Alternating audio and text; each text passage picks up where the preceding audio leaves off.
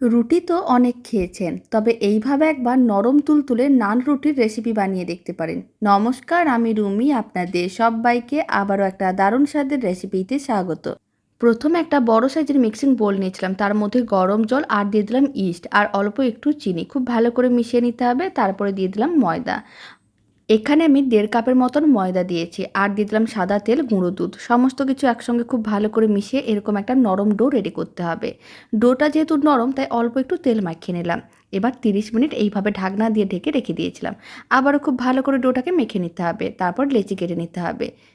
এবার একটা লেচি নিতে হবে, গোল বলের মতন করে বানিয়ে প্রেস করে চ্যাপটা করে নিতে হবে। কিচেন স্ল্যাবের উপর অল্প একটু ময়দা ছড়িয়ে এইভাবে রুটির মতন করে বেলে নিলাম। এবার একটা ফ্রাইং প্যান নিয়েছি, দুদিকে এইভাবে শুকনো খোলায় হালকা লাল করে ভেজে নিতে হবে, তাহলে নান রুটিগুলো একেবারেই রেডি হয়ে যাবে। সমস্ত নান রুটি একইভাবে রেডি করে নিয়েছিলাম। আপনারা দেখুন কতটা নরম তুলতুলে হয়েছে।